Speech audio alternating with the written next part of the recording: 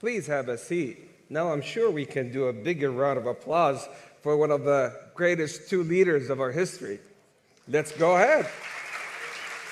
So we're talking about, I lost count, $7 to $8 trillion worth of market cap, comp, I lost count. But right now, we're here to celebrate a historic moment. A moment that yesterday during the dinner, and thank you for joining us under the patronage of the Honorable President and His Royal Highness the Crown Prince Musaidi, where we had the pleasure to hear it firsthand. This is the greatest alliance between the Kingdom of Saudi Arabia and the United States, where we have joined hands and you have helped us build our energy-based economy, fueling and energizing the industrial age, and now fast forward, going to the intelligence age, where we can fuel AI factories, robotics, AVs, and all of the rest. Speaking of that, let's start with you, Elon, if you don't mind, Jensen. Feel free to chime in.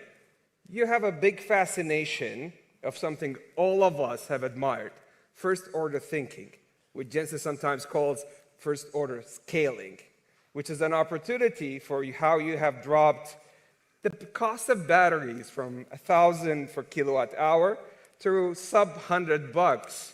And right now you're doing the same thing with robotics for actuators with servo rotors and motors. So I want to hear from you, how do you manage to always disrupt every single industry with that thinking?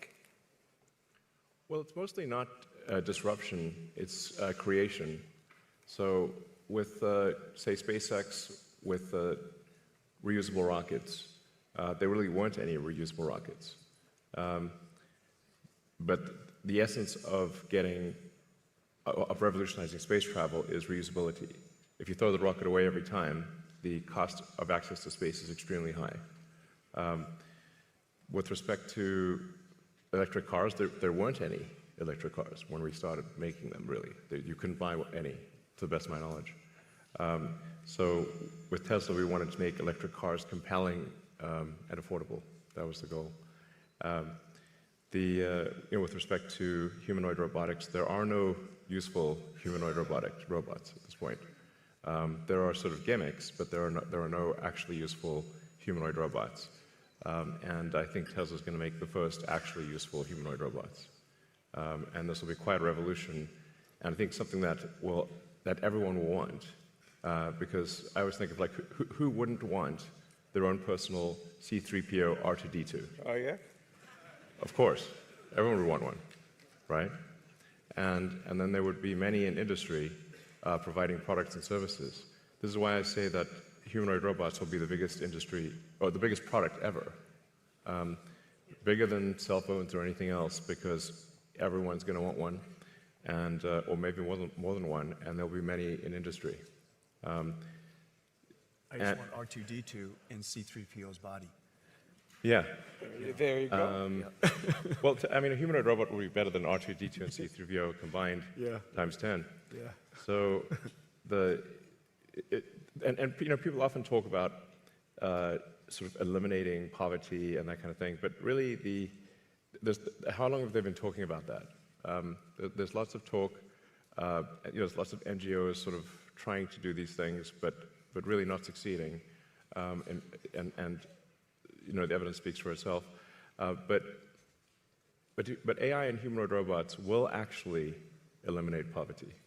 And Tesla won't be the only one that makes them. I think Tesla will pioneer this, but there will be many other companies that make humanoid robots. But there is only basically one way to make everyone wealthy, and that is AI and robotics. And we can't talk about robotics without AI factories. And yesterday was such a historic day for the two nations, but also for all of us, where we celebrate the AI strategic partnership with the US, signed, witnessed by the Honorable President and His Royal Highness, about how we are committing our capital, energy, land to energize the AI US ecosystem, to be able to build inference node, training nodes, and to be the most AI-enabled nation. With that announcement, tell me what's next in AI factories, Jensen? There's a There's a beautiful story about how Saudi Arabia is building AI refineries and now building or oil refineries to AI factories. I love that. I've said that AI is an infrastructure, and the reason for that is, of course, we understand AI from the perspective of the technology and how it's revolutionizing every industry. Digital intelligence, of course, has applications into every field. And so it's going to be used by every company, every industry, every country. In that way, it's foundational, and therefore it's part of infrastructure. What is new about AI from a computer science perspective is that the way computing was done in the past was largely retrieval-based computing. Somebody typed in a story, or somebody created a piece of art, or came up with 4 versions of a digital ad, or it's all pre-built by somebody, which is then using a system to retrieve the appropriate version for you. It's a retrieval-based computing model. Hadoop and many of the frameworks and operating systems of the past, all designed to retrieve the appropriate information for you. But today, software is going to be generated in real time. It's generative. Based on the context, based on the circumstance, based on who you are, based on the problem you asked, based on your prompt, it will generate unique content for you. Every single time, for everybody, it's unique. When you use Grok, every time you use it is different. Just based on the right, based on the prompt that you give it, and based on the circumstance, and so therefore, it used to be retrieval based. Today, it's generative, and if it's generative, then and every time is different, then you need AI factories all over the world to generate the content in real time, which is the reason why you need AI factories. And this is a unique way of doing computation, but the benefit, of course, is that everything isn't preconceived and pre-documented, and it's contextually sensible and therefore intelligent. So AI factories and robotics, and we heard it yesterday from His Royal Highness, his vision, how to augment our workforce with roughly tens of millions of robotics to be able to infuse the next wave of productivity and progress.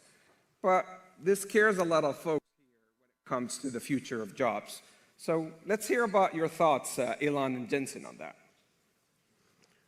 Sure. Well, if you say, like, in the long term, where will things end up? Long term, I don't know what long term is. Maybe it's 10, 20 years, something like that. For me, that's long term. My prediction is that work will be optional. Optional. Optional. So. We'll take that. Yeah. I mean, it'll be like playing sports or a video game or something like that. If you want to work, in the same way, like you can go to the store and just buy some vegetables, or you could grow vegetables in your backyard. It's much harder to grow vegetables in your backyard, but some people still do it because they like growing vegetables. That will be what work is like, optional. Now, between now and then, there's actually a lot of work to get to that point. And I always recommend people read Ian Banks' culture books to get a sense for what a probable positive AI future is like. And interestingly, in those books, money is doesn't exist. It's kind of interesting. And my guess is, if you go out long enough, assuming there's a continued improvement in AI and robotics, which seems likely, the money will stop being relevant at some point in the future. Now, there will still be constraints on power, like electricity and mass. The fundamental physics elements will still be constraints. But I think at some point, currency becomes irrelevant. Jensen, any thoughts? By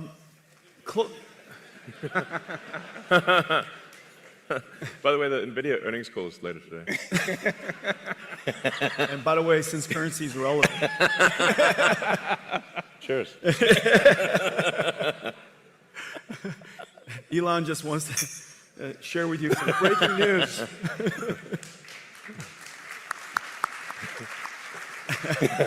The two of us would like to share some breaking news. Let's see. I would say there's different horizons you could look at. Everybody's jobs will be different. I think that's for sure. How the students learn will be different.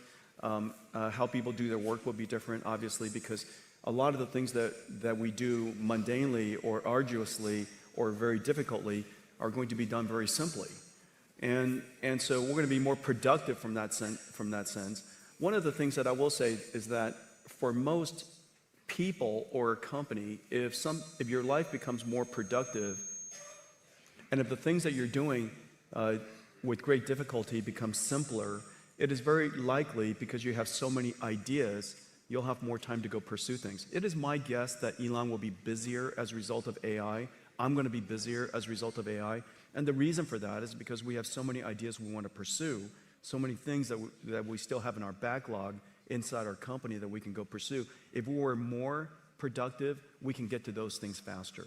And so in the near term, I would say that there's every evidence that we will be more productive and yet still be busier because we have so many ideas. One thing that I will say, give you some evidence, is that, and I was just telling Elon about this earlier, radiology, for example, has largely been converted to AI-driven radiology, and there's some really great companies doing that. And the surprising thing is the prediction that all radiologists would be the first jobs to go was exactly the opposite. The trend shows that there are more radiologists being hired now as a result of AI. And the reason for that, if you take a step back, it's because the goal of a radiologist is not to study the images. The goal of a radiologist is to diagnose a disease. Now the studying of the images became so productive, they could study more images, study more modalities, spend more time with the patients. And as a result, they're actually accepting more patients. We're doing more radiology all around the world. We're doing a better job with diagnosing disease. And so that's kind of the near-term outcome of AI and productivity. And we'll see what happens long-term. You know, when currency doesn't matter anymore, just, you know, let me know right before. You'll see it coming. You'll see it coming.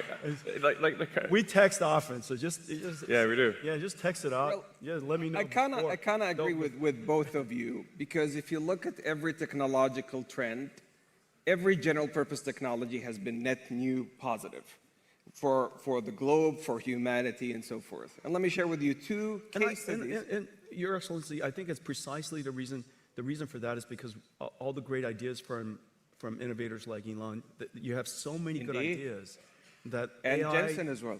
Yeah, well, you know, Indeed. thank you. So let me share with you two stories from two Saudi innovators in collaboration with a lot of the great work that NVIDIA does, that Grok does. So one of them is Professor Omar Yaghi, who's the first American Saudi to win a Nobel Prize in creating new chemistry. And the way he has done that, he has leveraged AI accelerators and models like Grok to be able to create new chemistry when it comes to metal organic frameworks. Those are metal ions that are positively charged with organic linkers to be able to effectively create a sponge with 0.33 nanometers pores to capture water from air and also to capture carbon dioxide.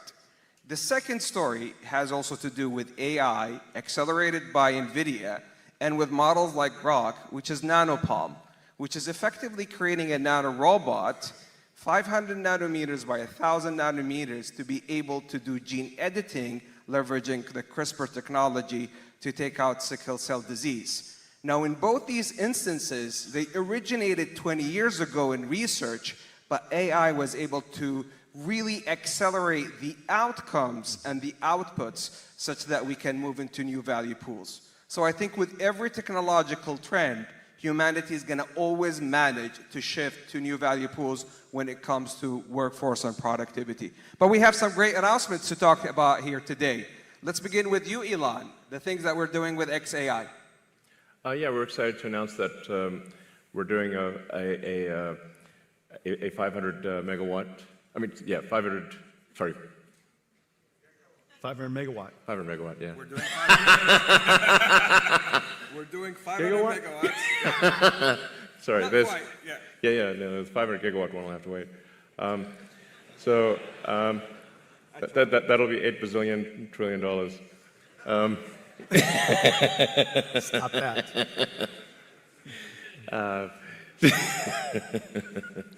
So yeah, we're doing a XAI and the Kingdom of Saudi Arabia are doing a Humane, 500 megawatts, starting with 50 megawatts phase one, and we're doing it with NVIDIA. Yeah. Congratulations to the Humane team, to Targ and team, such a fantastic job. Jensen, I think we're also doing some great announcements this week. We are? Yeah. Well, we're announcing all kinds of things. Our partnership with Humane is going incredibly well. First of all, we work together to get this company started and off the ground, and just got an incredible customer with Elon. Could you imagine a startup company, approximately $0 billion in revenues, now going to build a data center for Elon? 500 megawatts is gigantic. This company is off the charts right away. In addition to that, we're working AWS, as you know, is also Congratulations coming. to the Humane team with AWS, starting with 100 megawatts with a gigawatt ambition and counting. So AWS is also coming to Humane. We're working with Humane on Omniverse digital twins. As you know, that AI is not just, just agentic AI and chatbots and cognitive AI is incredibly important to the world. But AI applies to everything, chemicals and proteins and genes and physics and fluid dynamics and particles and, of course, robotics and activation. And we created this world called Omniverse where robots can learn how to be good robots. And it's physically based, it obeys the laws of physics, and so robots can learn in these environments. And we're working with Humane to apply Omniverse to all kinds of digital factories and robotics and warehouses and things like that. And so that's another. We're also working in Saudi Arabia to build supercomputers to simulate quantum computers, and using our computers to be the controller and the error correction. Quantum error correction requires an enormous amount of computation, and so we're doing a lot of great work there too. So a big partnership with Humane. They're off the charts, off the ground and off the charts at the same time. This is how we walk the talk in the Kingdom of Saudi Arabia in partnership with the US. Yesterday, the President and His Royal Highness announced the AI strategic framework and partnership. Today, we're going big with Elon and Jensen, so thank you for those opportunities. Now, they told me I have time for two last questions. So last night at the dinner, I got a number of questions because it seems that the schedule leaked. And everybody was giving me hints about the last two questions I'm going to do. So the first one was for you, Elon. And there's a big one for you, Jensen, so prepare for that one. AI in space, is that possible? Yes. If civilization continues, which it probably will, then AI in space is inevitable.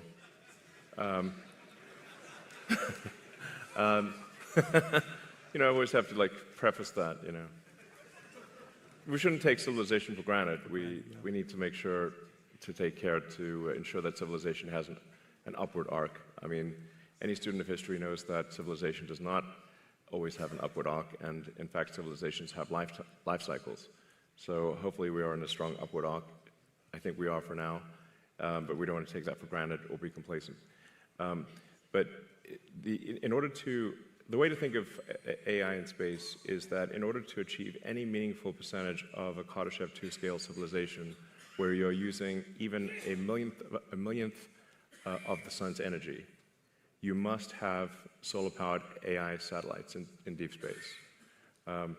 So that once you realize, like, once you think in terms of a Kardashev 2 scale civilization, which is what percentage of the sun's energy are you turning into useful work, then it becomes obvious that space is overwhelmingly what matters. Overwhelmingly, the sun only receives roughly 1/2 billionth of the Earth only receives roughly 1/2 billionth of the sun's energy. So if you want to have something that is, say, 1 million times more energy than Earth could possibly produce, you must go into space. So this is where it's kind of handy to have a space company, I guess. Sell the book. Easier to cool chips in space, too. Yes. Easier to cool chips in space. Yeah. Yes, there's definitely no water in space, so you're going to have to do something that doesn't involve water. Just hang out. Well, you just got to radiate. That's right. So my estimate is that actually that the cost of electricity, like the cost effectiveness of AI in space will be overwhelmingly better than AI on the ground. So long before you exhaust potential energy sources on Earth, long before, meaning like I think even perhaps in the 4 or 5 year time frame, the lowest cost way to do AI compute will be with solar-powered AI satellites. So I'd say not more than 5 years from now. Wow. And just look at the supercomputers we're building together. Let's say each one of the racks is 2 tons. Out of that 2 tons, 1.95 of it is probably for cooling. Right. Oh, yeah. Just imagine how tiny that little supercomputer is, right? Each one of these GB300 racks will just be a little tiny thing. And just electricity generation is already becoming a challenge. So if you start doing any kind of scaling for both electricity generation and cooling, you realize, okay, space is incredibly compelling. So, like, let's say you wanted to do, I don't know, 200 or 300 gigawatts per year of AI compute. Yeah. It's very difficult to do that on Earth. So the U.S. average electricity usage, last time I checked, was around 460 gigawatts per year average usage. So something like, say, at 300, if you're doing 300 gigawatts a year, that would be like 2/3 of U.S. electricity production per year. Yeah. There's no way you're building power plants at that level. And then if you take it up to, say, 1 terawatt per year, impossible. Yeah. Like, you have to do that in space. There just is no way to do 1 terawatt per year on Earth. And in space, you've got continuous solar. You've got you actually don't need batteries because it's always sunny in space. That's right, exactly. And the solar panels actually become cheaper because you don't need glass or framing, and the cooling is just radiative. So that's why I think that's the dream. Yes, that's the dream. So Jensen, everybody last night was asking me, and I'm mindful it's earnings call for you today. So I'm going to say this delicately. Everybody has been asking me to ask you, are we going to have an AI bubble? That's the last question. All right, no. All right, let me just tell you what we see. Okay, so I think it's really important when you look at what's happening around the world and go back to first principles of what's happening in computer science and computing. There are 3 things that's happening. The first thing is that we all know that Moore's law has run its course, and the amount of demand for computing versus the amount of computation we can get out of general purpose computing is really challenging. And so the world's been moving to accelerated computing for some time. We've been pushing this now for over 20 years. Let me give you one statistic. I was just at supercomputing. 6 years ago, CPUs were 90% of the world's supercomputers, top 500 supercomputers. 6 years ago. This year, less than 15%. Went from 90% to 10%, and meanwhile, accelerated computing went from the other way, 10% to now 90%. Okay, so you're seeing that inflection point, the transition in high-performance computing from general-purpose computing to accelerated computing. Well, one of the most data-intensive, one of the most intensive computation things that the world does in cloud is data processing. Several $100 billion of computation is done on just raw data processing. That Rexus is the engine of the internet today.